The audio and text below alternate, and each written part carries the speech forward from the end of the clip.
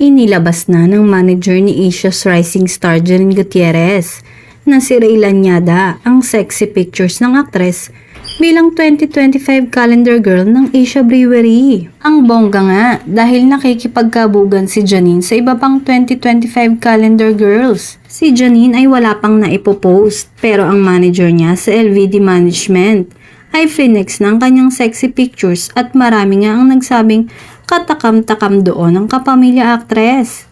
Ang tanong nga ng mga pakailamera at inggitera ay kung nakakuha na ba si Jericho Rosales ng kopya ng iba't ibang sexy calendars ni Janine.